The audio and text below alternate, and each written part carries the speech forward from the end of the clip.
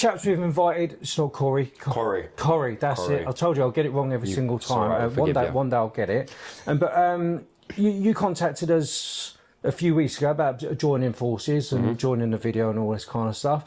And I'll be honest with you, I was like, oh, here we go, something else. So another bloody wannabe sports guru who wants to take over the world. But actually, I've looked at your social media, not all of it. Actually, you seem pretty sound. Thank you very much. So why are you in this chair? Mate, I'm here to spread a message, to be honest. For me, my personal one was boxing is medicine, but obviously when it comes nowadays, it's obviously movement is medicine. But yeah, I believe not a lot of us have the correct outlets in life, and I feel like me personally, boxing was my outlet. So yeah, I started from a wannabe boxer to doing what I love and just being in positions like this. Yeah. So you've been boxing for a year, 2 years? I've been boxing for a year. Right, okay. Exactly June last year was the first time I set foot in a proper ring without, obviously, non-charity. Yeah. And yeah, it's brilliant, man. I found this more, it's giving me my purpose. Yeah. Do you know what it is for me? I feel like we say about coping mechanisms, yada, yada, it's more, everyone has an issue. As we were saying off camera earlier, people want to compare lives to different people, and it's like, we don't all have the same issues, but 9 times out of 10, a lot of our stuff can correlate, for instance. And yeah, so for me, it was more family issues.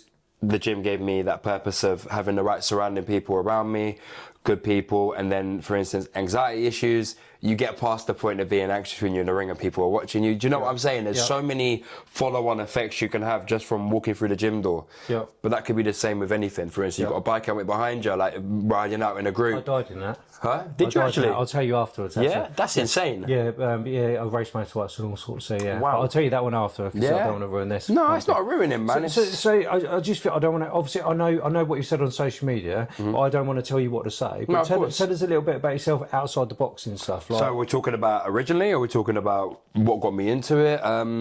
So for me, obviously, I grew up, was a troubled child, ADHD, Asperger's and Tourette, so obviously that makes you very different. Yeah. Back then, especially when Ritalin was just banned. What type of Tourette's are you? Tics, so I have motor tics, so it's more, rather than verbal, swearing, shouting, it's more motor tics. It's not very bad right now. It'll come out now, I'm thinking about it. You're talking about, Yeah, exactly.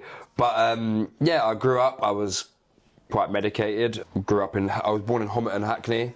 I grew up in Hackney for a period of my life. I was raised. Place. Hackney. Do you know what? You know, if you go out to Hackney now, you'd be really surprised. Well, okay. Hackney right now I'm is not going to do that. £1 million houses plus in Hackney now because the Olympic Stadium got built. So have you been driven out? No. You know what? If it was recent, they'd potentially leave. Yeah. But no, I feel like it's more. I grew up, I obviously was born in Homerton and I went to primary school in Hackney for a brief period in my life. Was raised by my grandma, obviously my nana. And my mum was a young mum. My dad, loved my dad, but my dad he's a Turkish man from Hackney. You can put 2 and 2 together. People obviously understand what I'm saying. I'm not going to pass judgment. It's not past judgment, trust me. Everyone does things in life. But I feel like it was more, growing up, primary school, you don't really realise any misbehaviour issues, you're a kid. Yeah. Do you know what I mean? And then growing up from that, go through primary, obviously I started living with my mum properly. Obviously mum was always around, mum was a young mum, as I said. So we ended up moving out. Obviously my dad was in jail, I'll be honest with you, went to visit my dad in prison at a young age. Most of that's blurry, we don't remember much of our childhood. But ended up going down, living down in Hertfordshire. After that, which is a very different area. Lived in Hertfordshire, went primary school, and that's where I started realising I'm not the same as other children. Yeah. Because Hackney obviously was a rough area back then. It was not a very nice area. And going to Hertfordshire where people were a lot, I'd say back in that day, 2012, 2011, a lot more well off. I started having a bit of behavioural issues in school. Not bad in a sense of like a bully or I do bad stuff. I was just very hyperactive or very just everywhere. Is that the ADHD? Yes. I think it was the Asperger's as well, obviously, because. But they're kind of conflicting each other as well, aren't they? I feel like they balance each other as well, though, if I'm honest. I feel like with my ADHD is hyperactiveness, but I feel like my Asperger's, we'll get into it probably later, where we were talking about gym and such. Yeah. Like, it does the opposite effect to me. A lot of things in life are the opposite effect than it would affect other people. So I'm in primary school. I'm obviously getting over. I'm medicated at this point. no offense to anyone who medicates their kids young, but I don't agree with medicating children young. And it's going to sound horrible, but I honestly do not care unless you have the right family structure. Medicating a child with someone whose brain is currently developing is a big thing. Yeah. And most parents would see it as an escape. Obviously, my mum and my dad weren't together. It's my stepdad and my mum. My stepdad's an amazing person, by the way. I've just got to put that out there. It comes down to, if you haven't got the right structure, it kind of fries people internally. So I grew up on various different medications, being in and out of CAMS, which is Child Adolescent Mental Health Services. What else? It obviously went on to the adult services. And I feel like, growing up was, will I swear on this? Am I allowed to swear? It was a bit fucked up. Yeah. And that wasn't a sense of most children being a bit of a fuck up, like, oh, you're a drug dealer, you're this, you're that. I was just very I won't even say misguided, but within myself, not from any outside source, just myself. I was very confused. I was very, I'd say, internally angry, very conflicted. And it's like the medication, up till recently, I never realised the effect it had on me.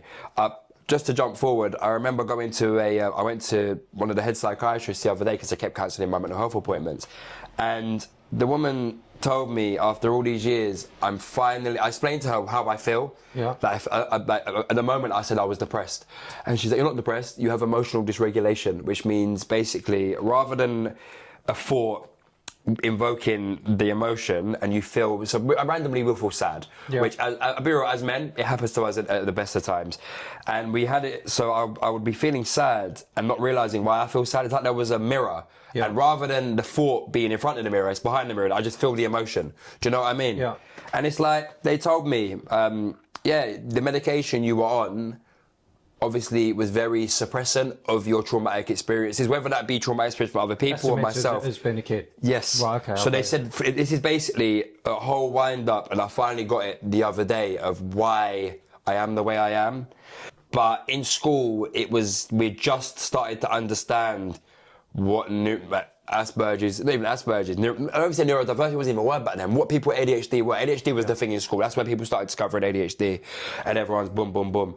But back, I'd say maybe when you were younger, I'll ask you a question. When you saw someone who was a bit different, no one would bother them. That kid's just a bit off. Yeah. That's it. But nowadays, kids are fuckers. Yeah. They're really horrible. And it's not horrible in a sense of because they've been built to be that. It's survival. In schools, when I was younger, if you weren't part of that crowd, you're a victim. Yeah. As bad as it sounds, mate, I've seen people from my school nowadays and they're crackheads. Yeah. Like literal either drug dealers or crackheads. And it's a thing where it's like, wow, I'm really happy I didn't go the way you did. Yeah. And that's not a way of spite. It's more like, you put me through hell in school. Yeah. And I came out the other side. But going back to school, so obviously my primary medication, I've then gone on to secondary school, and that's obviously, as anyone, that's the proving ground for yourself. You go into big boy school. Yeah. It was very hard. Yeah. Children were relentless bullies. I found myself trying to do anything to beg a friend, if I'm honest. I was either the class clown or I was the quiet kid.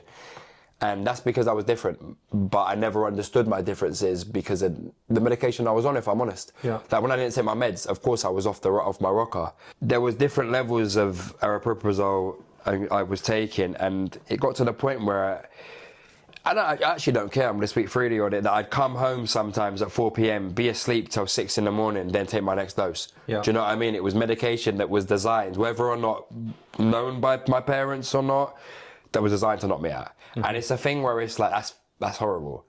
Believe it or not, like I'm a kid. Yeah. Do you know what I mean? You need to let me develop as a kid, whether or not you can control that or not. But just to clarify, as a child, I never brought peace to my door. I never sold drugs. I never done anything I never was a bully. I never done anything other than fuck up my family dynamic through my difficulties. Yeah. And that's, I think, another thing as well that I realised throughout. Well, did you fuck it up, or was your...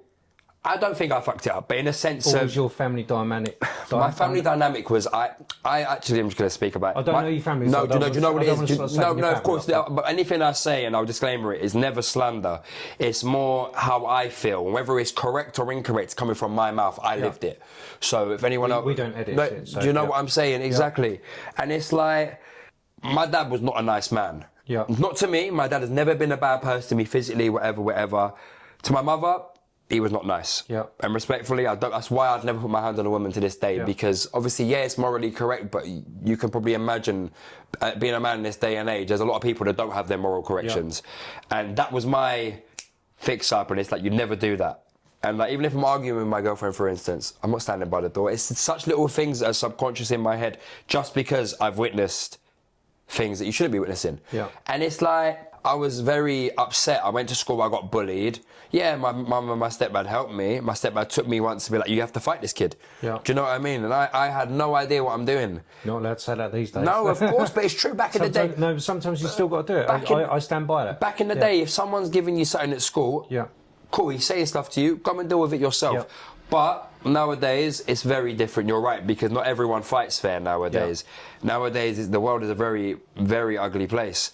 And for people in my opinion, the world's just full of cheap shots. Exactly. There's some good people out there, more good people, but there's a lot of people out there who just want cheap shots. And do you know what it is? But we're going to get back. I feel like that's another conversation as well, because when you're sitting there talking about cheap shots as well, the reason there's a lot of that these days is because, one, restrictions on what parents can do, to my opinion, and two, mate, there is fuck all for kids to be doing after school nowadays, other than doing stupid shit. I had this conversation in another place. I'm like, when I was younger, there was youth clubs, adventure playgrounds. That was the highlight of my childhood. But there's nothing now. No, exactly. There's nothing, and they wonder, why are parents looking after their kids? Because parents are paying X amount, Y, Z, working 48, 50, 60, 70 hours a week. Because what? Because they can't afford anything because of the way our country is. Yeah. So that's not even to get onto that, but there's a lot of things that people don't understand, the feeling to the mental health, that they want to look over. But going back to what I was saying, secondary school was horrible. I was one of them kids. You'd have a fight and the whole school would follow you. Do you know what I mean? And then I was bullied. I went to fight back one day. I remember this. I started Muay Thai. I remember I threw an elbow at this kid.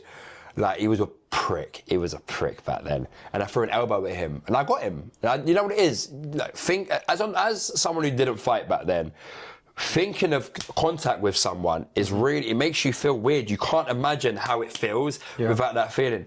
And then got into the fight with him after. I got head-butted. Some other kids swept my legs and I got my head stomped in by a couple of them. And then, fair enough, one of the guys that I knew, never had an issue with him. He was like, get the fuck off him. Like, why are you jumping up? It's a one-on-one. Bear in mind, I lost that one-on-one, fair enough. Yeah, so we go from secondary school, college. I went to Oakland's College. I've done public services. I had a dream of being a Marine.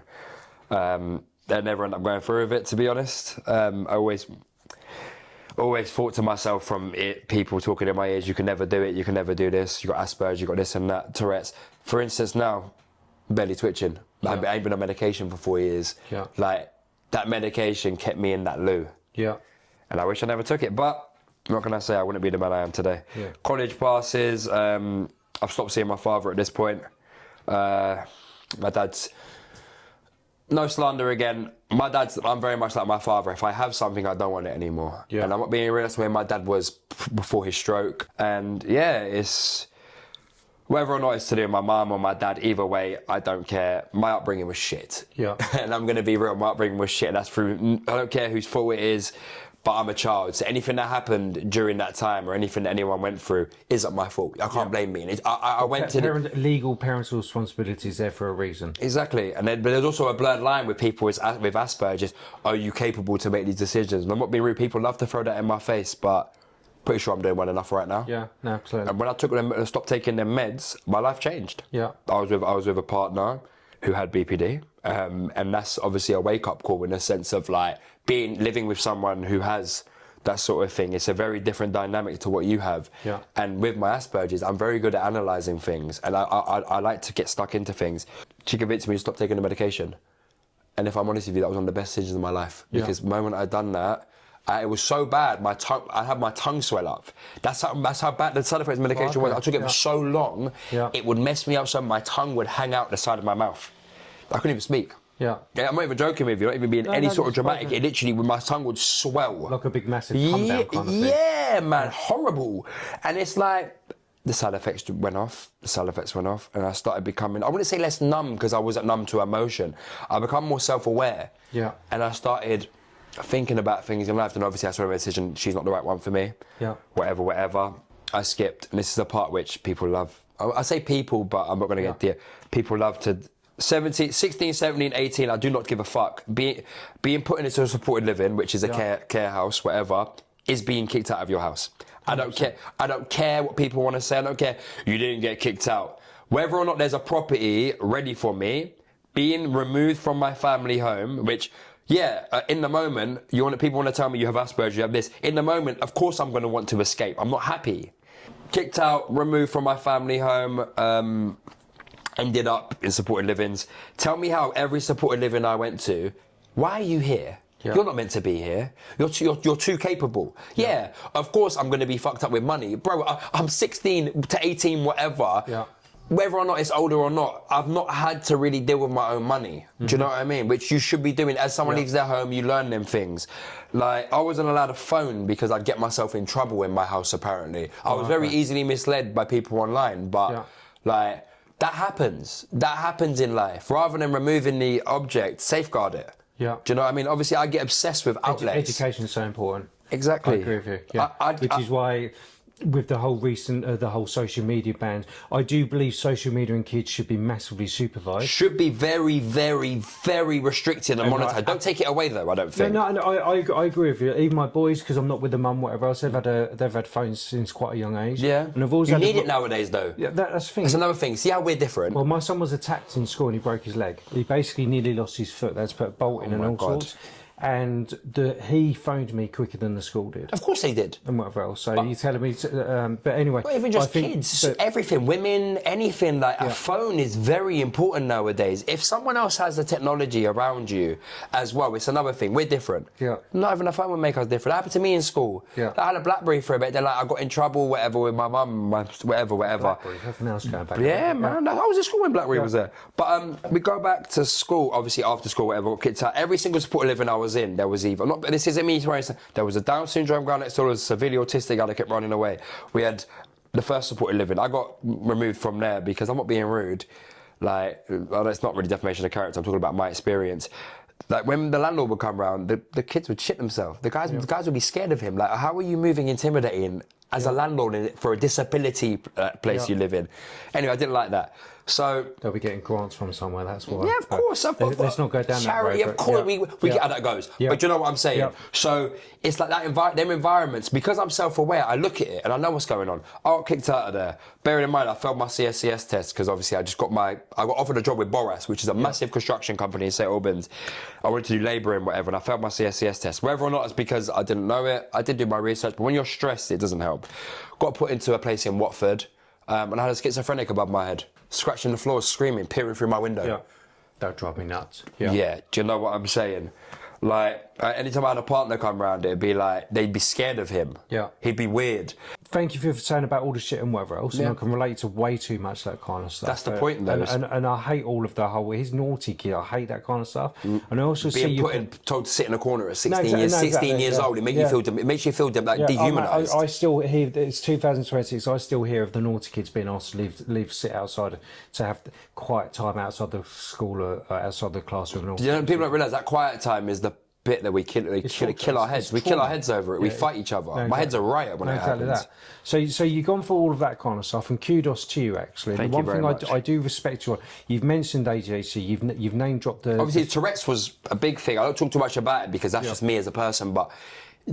If ADHD and Asperger did enough to make you look different in school, kids will definitely pick up on when you're twitching around. Oh, they can smell it. I had a typewriter as well. I had like a thing, they used to call me Corrie Hawking. Well, okay. Like, it's such silly things when you look at it as an adult. But I'll be honest, I was trying not to laugh, actually, if I'm honest with you. But the one thing I'd give you credit, and I've done my due diligence on your social media, is you're somebody who happens to have whatever conditions, but you've not made it your whole fucking identity. Can I be honest? Everything that's happened, every part of my condition, this is the whole reason I like to go on places like this. It's very easy and fair play if you do this, to sit in that chair and cry about it and be upset. Yeah. Or you do it the other way and you can... It sounds selfish, mate. This is how I survive. Yeah. Me doing this and seeing the effect it has on people makes me have my self-worth. Yeah. Do you know what I mean? Yeah. So me going out there and being like, boom, this is how you can work towards fixing it. that's my fulfillment, because I never had purpose, fulfillment, or direction growing up. Yeah. And this is what this journey's given me. Boxing's my vessel to do it with.